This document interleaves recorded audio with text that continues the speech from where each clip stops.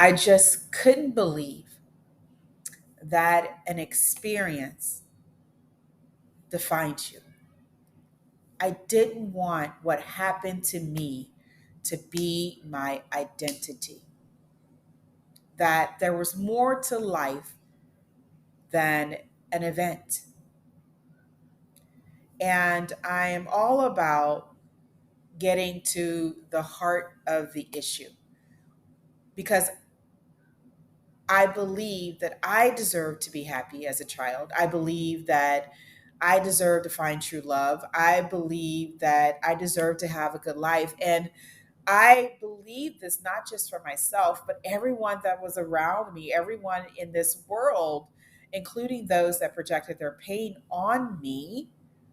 I believe that they deserve to be happy. I believe that somehow they got lost, that whatever they experienced, they interpreted it in such a way that it brought a lot of pain to them, a lot of fear, anxiety, anger, resentment, and that's how they express themselves through that pain. You know, every day we run into, we get information come to us through our children, through our spouses, family members, mothers, fathers, aunts, uncles, coaches, teachers, employers, employees, everything, even those that we do not experience directly. Information is there for us to interpret that information. And we interpret with our hearts and our minds. And the Bible, in the Bible, it tells us that God put his truths in our hearts and our minds, that we have access to properly interpret situations, but we allow the experience to change our makeup, our biological, our nervous system makeup, because that's how we take in information through our central nervous system, through our nerves to our brain. Then we store it in our hearts. And as you know, the Bible also, there's a Bible verse that says that out of the heart flows the issues of life. That we must take time consistently to assess our inner garden, to assess our heart, to assess our minds, to assess how we are interpreting situations. And I was saying that Fridays, I had this on social media that Friday is trash day, and I often like to make sure that I'm putting it in a positive perspective. And what I want to call Friday is Freedom Friday, because it's a day that, yes, we could still reassess. Every day we should be reassessing our actions, our words. Did we say, how could we have said something differently? What did we learn from this experience? What are those treasures, those virtues that I know this moment is trying to work on me with? If I don't know, ask, what is it that I'm supposed to learn from this?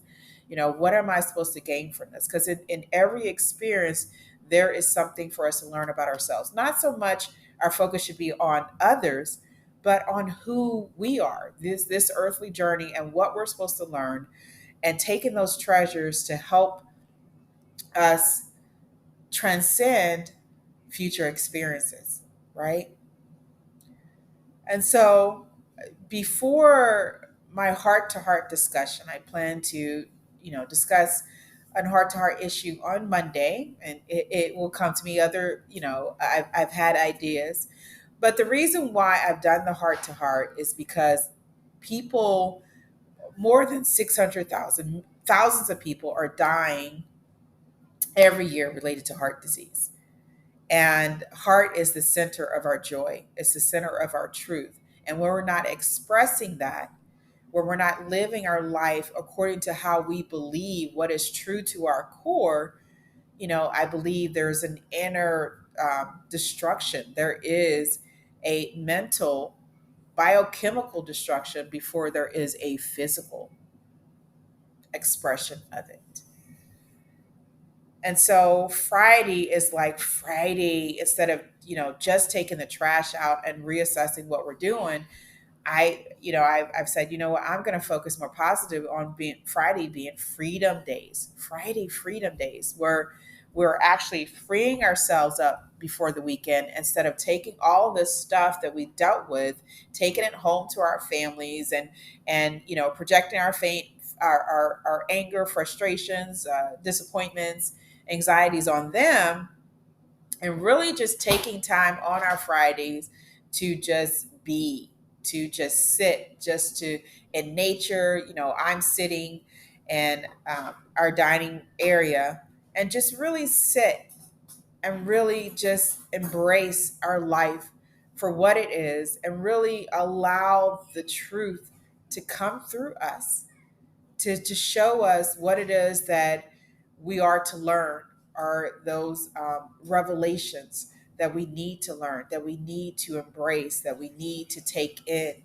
Because that's, I believe, one way that I know I have helped myself, that have helped me to decrease my frustration, decrease anger, by just sitting still. And out of that stillness, we align with the higher intelligence in our lives. And so I encourage you to really take moments, not just Fridays, but throughout the week, right? Because we take trash out throughout the week. But Fridays is when we really take a moment to really unwind and to settle, to really assess things before Monday, before everything hits us. And we're just like, we got to do this all again. And we have all this stuff from the previous week and we're taking it on to the next week. As I've said before, research reveals that, Mondays are the days when people tend to have heart attacks, and our heart, some form of heart related event. And it doesn't need to be, right? It does not need to be that our lives, we don't have to be statistics. Just because someone has experienced something, just because someone did something, including what I started with in the beginning, just because someone did something to you or someone else experienced it, doesn't mean you have to do the same thing, and doesn't mean you have to continually experience it throughout your lives. It's really boiling down to what we believe. What do we believe in? Good and evil and love and hate, fear, whatever it is, what do you believe in? And really aiming to bring that into your life through your thoughts, through daily reflection, through the words that you speak. That we're not holding on to what people say about us. We're not holding on to those opinions. We're more in a relaxed state, and we're really assessing our lives from an objective point of view. And it's through these thoughts, you guys, that I've shared parts of my life on my blog, in recordings, Create a Generational Love Cycle, and Heart to Heart. Um, and it expresses itself through my screenplays that I've written through, and that I continue to write, through my memoirs, through other books that I've worked on, my poetry, through nonfiction self-help.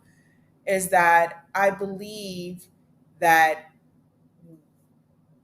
we don't have to suffer in a way that we have to continue projecting our pain on others, or we have to continue um, to allow that pain to be projected on us. That I believe that I deserve love. I asked for what I wanted, my husband to be less than 5 years older than me, to have, brown green eyes when I watched this movie, and this girl she wanted to make sure it was from God.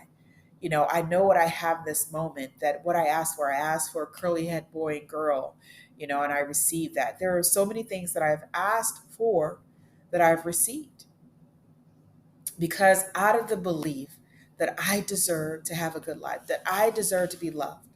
And even when I didn't experience it, in the moments that I felt like I wasn't experiencing, I still believed that I could have what I wanted, that I could have what I asked for. And I don't know what has happened to you. I know we all go through, at some point in our lives, experience betrayal. We experience distrust, a lack of trust. We experience frustration, confusion, shame, guilt, resentment, vengeance, whether it's, parents that have neglected us, a misuse of our body, domestic violence, elderly, violence, where we don't feel loved by our parents, or something that was done and we feel betrayed and we feel confused and we wonder our lives' meaning and purpose. And I took time to ask that I wanted to be aligned with nature. I wanted to know the truth because I somehow, and with God's grace, knowing that I needed to call out for something that was much higher than me, that knew my life and what I could possibly experience in the future, to avoid what I didn't know at the time because I didn't label my experience as sexual abuse or childhood sexual abuse. But I knew what happened, that I didn't spend a lot of time labeling and conjuring up, these stories in my mind as a child, but I spent more time in believing that there was something out there that could help me live my life in such a way that it would decrease those consequential potholes that teenage pregnancy and domestic violence, physical violence, and relationships, um, and all of those other things that we see that research says this. If you experience this, this is what could happen to you.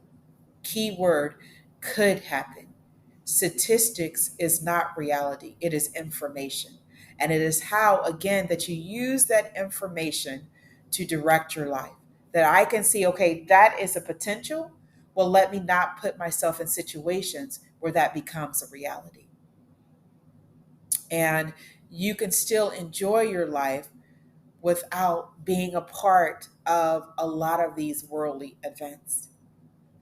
That you can still preserve yourself, that you could still have, peace of mind and freedom and have the family that you want by believing that it is possible. That all things, just having that belief can help make things more possible in your life. So again, Friday is Freedom Friday. And one way that I was talking about remembering who you are, because it falls underneath that, as well as healing from the inside out. And creating a generational lifestyle. What they have in common is changing how we interpret situation, is changing how we have interpreted the situation through reflection, through reevaluation, um, and remembering those virtues that are at the core of who we are: the kindness, the love. And if they're at the core of who we are, they're the core of you, who you are, they are at the core of others, too, as well, right? That we often get lost along the way.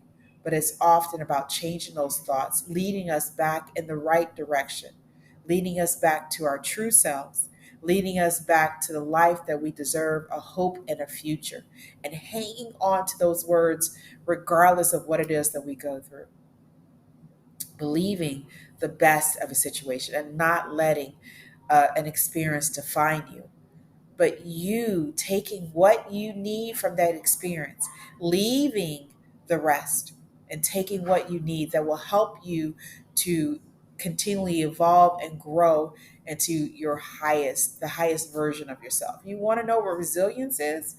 Resilience is believing that nothing defines you, that you are already defined, glorified, and justified by your birth. And we are here to experience, we are here to express the God given talents, a God given characteristics that are part of our makeup. We already have it. This is Tamika Chambers with Create a Generational Love Cycle. The way that we break the cycle of pain is we change the thoughts that have created them in the first place. And I'm not just talking about physical pain, I'm talking about the mental pain, the mental discomfort, the anxiety, the depression, the PTSD, all of these mental health diagnoses that we continue to see in the world, that people continue to be diagnosed yearly because of often it boils to the interpretation of our experience. That is a major point. I'm not negating anything else, but I believe it is through our interpretation that often defines who we are, who we choose to be, our identity, how we will live our lives, the choices that we'll make, the environments we will put ourselves in, the relationships we put ourselves in, the words that we speak, the actions that we take, are all from how we interpret who we are. And the way we heal is that we allow our truths to come forth, blocking out, canceling out these weeds that try to take root in us. We become more conscious, we enter the light, and then we're able to express our light so that others can see it. And it reminds others of the light that is in them. I'll talk to you guys soon. Check out Mondays on my Facebook group, Fulfill Your Divine Purpose, as I periodically share on Mondays issues that are often poured out into the world, and just really helping you to get to the heart of the matter so that you can enjoy your life and do the work that you're here to do. Take care.